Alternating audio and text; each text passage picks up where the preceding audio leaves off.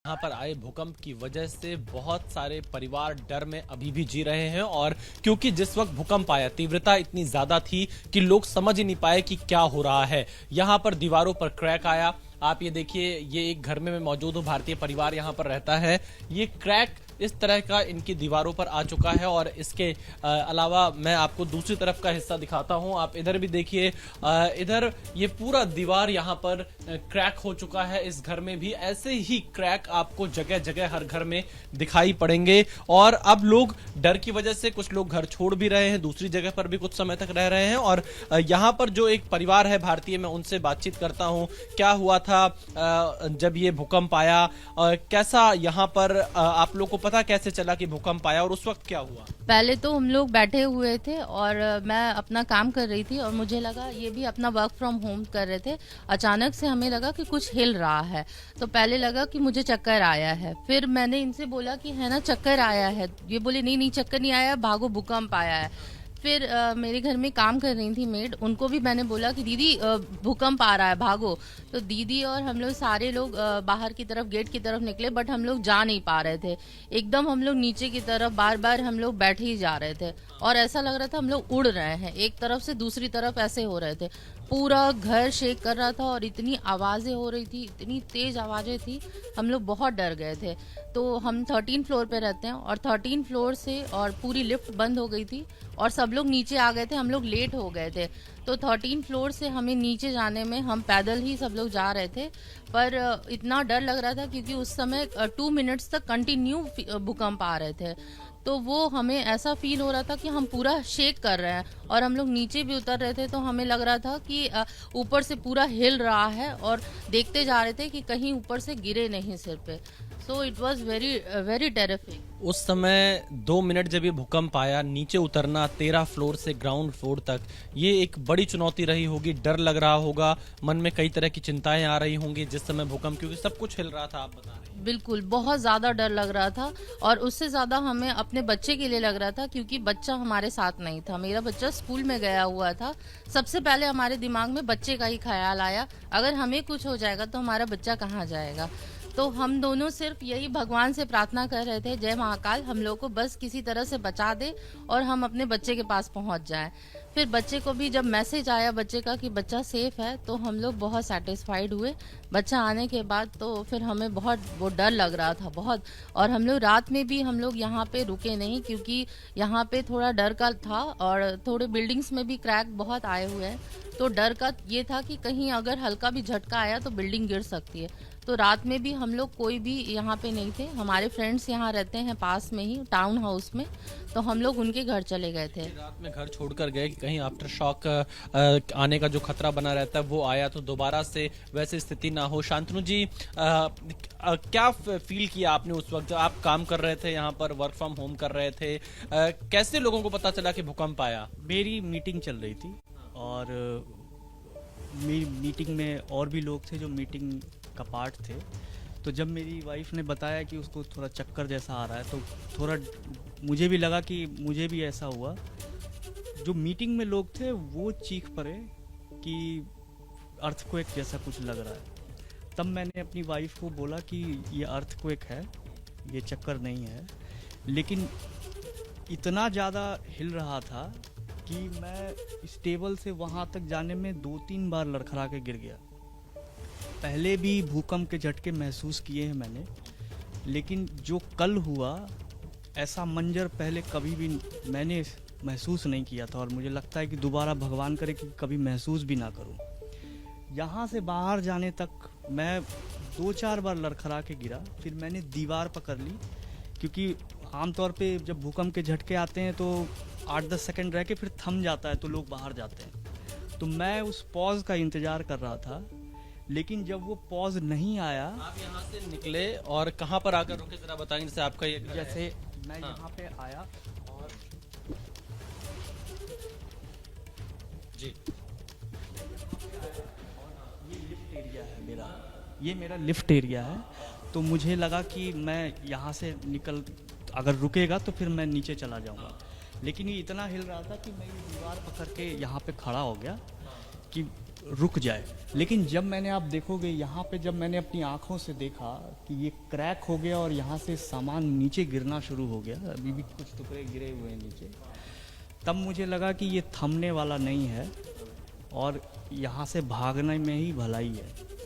तब फिर हमने ये फायर एग्जिट लेके और जाने का प्रयास किया कि नीचे कैसे भी चले जाएं। तो आप यहाँ पे कितनी देर रुके इस केस? लगभग आप समझो कि मैं 10 से 15 सेकंड ज़रूर वेट किया होगा मैंने, क्योंकि इतना हिल रहा था कि मैंने इसका सहारा लेके ऐसे कि रुक जाए तो फिर मैं जाऊं, लेकिन वो रुका नहीं। जब इधर गिरा और इधर क्रैक आया, जब मैंने अपनी आंखों से देखा तो मुझे लगा कि आज काम ख़त्म है मेरा।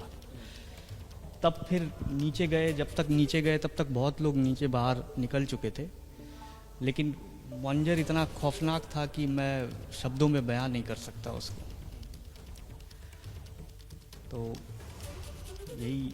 कोई घायल तो नहीं हुआ इसमें, इस बिल्डिंग में? नहीं, घायल तो अभी तक कोई भी नहीं हुआ, क्योंकि सिर्फ क्रैक्स ही दिख रहे हैं, कोई सामान वामान तो टूटा नहीं है। और मेरे घर के, जब मैं वापस आया ऊपर, तो मेरे घर के सारे फर्नीचर, ये आप देख रहे हो इतने सारे फर्नीचर, अभी भी मेरा घर अस्त व्यस्त है, क्योंकि ये सारे फर्नीचर और सब कुछ जो है वो बीच में इकट्ठा हो गया था। और हम अंदर आए सिर्फ और सिर्फ सामान पैक करने के लिए, ज़रूरत का सामान लेके बाहर चले जाएं, क्योंकि हम प्रवासी भारतीय हैं, तो पासपोर्ट, वीज़ा, डॉक्यूमेंट वो सब लेने आए थे, थोड़ी बहुत दवाइयाँ और वो सब, कि अगर कोई वैसी सिचुएशन हो तो हम कम से कम भारत वापस जा सकें। शांतनु जी, अभी आपकी इस पूरी बिल्डिंग में, अपार्टमेंट में कितने घर खाली हो गए? क्योंकि आप बता रहे हैं क्रैक बिल्डिंग में आया है, एक ही बिल्डिंग दो हिस्से में होने की संभावना दिख रही है, जिस तरह के क्रैक दिख रहे हैं, तो लोगों ने अपने घर भी छोड़े हैं? हाँ, कुछ लोग हैं जो अभी भी डरे हुए हैं, और वो अभी फ़िलहाल कोशिश कर रहे हैं कि जितना ज़्यादा दूर रहें, क्योंकि भूकंप आता है तो दोबारा फिर आता है लौट के। हालांकि कल 3-4 बार आफ्टर शॉक हो चुका है, जब हम नीचे भी खड़े थे तो भी महसूस किया था, तो लेकिन फिर भी डर बना हुआ है। रात में नींद आई आपको? रात में नींद बिल्कुल भी नहीं आई, क्योंकि मैं अपने घर में नहीं था, वो क्योंकि माहौल ऐसा था कि मैं ग्राउंड फ्लोर, क्योंकि जो हाई राइज बिल्डिंग में थोड़ा ज़्यादा डर लगता है लोगों को, तो मैं ग्राउंड फ्लोर में एक घर था वहाँ चला गया था। नींद बिल्कुल भी नहीं आई, और घबराहट इतनी थी कि अगर कुर्सी भी हिल रही तो लग रहा है भूकंप ही आया, वैसा माहौल हो गया था। देखिए, शांतनु और इनकी जो पत्नी है, उन्होंने एबीपी न्यूज़ को बताया कि किस तरह इन्होंने आंखों देखी जो इनकी आप बीती है। वो ये बता रहे हैं कि जब भूकंप आया तो क्या महसूस किया, सब कुछ हिल रहा था, 2 मिनट के अंदर इनको नीचे पहुंचना था, लेकिन कई बार इनके मन में ये भी आता था कि शायद नीचे पहुंच पाए या ना पहुंच पाए। जगह जगह क्रैक दिखाई दे रहे हैं, और इतनी तीव्रता का भूकंप थाईलैंड में पहली बार इस भारतीय परिवार ने महसूस किया। कैमरामैन मनोज अधिकारी के साथ Vishal Pandey, ABP news, Bangkok, Thailand.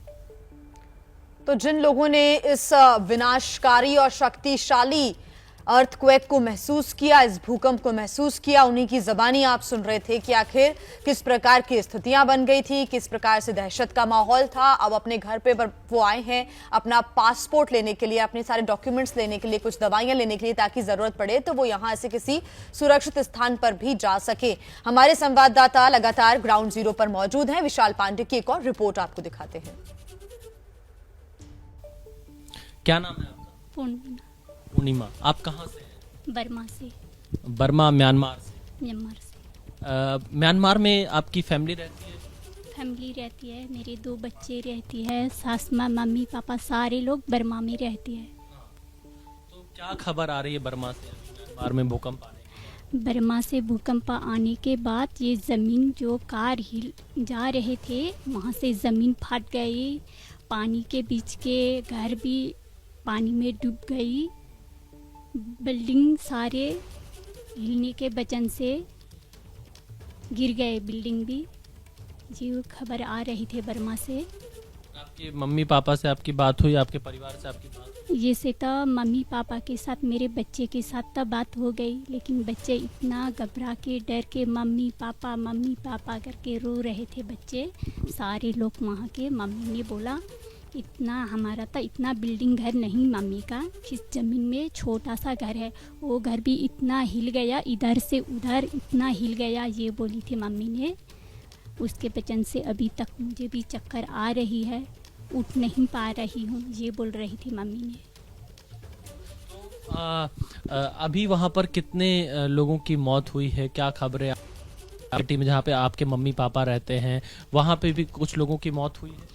मेरे मम्मी पापा रहने जगह में तो नहीं हुआ, हमारे जो है हो बोलते हैं, है हो से 6 मील दूर तक आंगमैंग कहते हैं, वहाँ से तो बहुत लोग मर चुके हैं, छोटे छोटे बच्चे, बूढ़े बाप, बूढ़ी अम्मा, ये से लोग मर चुके हैं, ये खबर आ रही है बर्मा से। तो आप अभी थाईलैंड में हैं, बैंकॉक में हैं, बर्मा कैसे जाएंगी? जब ये बर्मा का लड़ाई वो ये भूकंप सारी शांत हो जाएगा, उसके बाद हम बर्मा चली जाएंगे, अभी तक नहीं जा सकती, लेकिन परिवार तो है उन बर्मा में।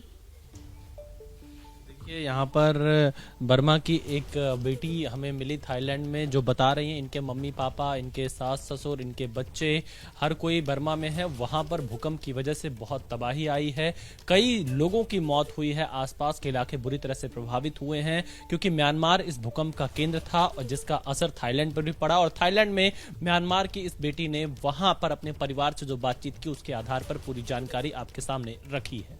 कैमरामैन मनोज अधिकारी के साथ Vishal Pandey, ABP news, Bangkok, Thailand.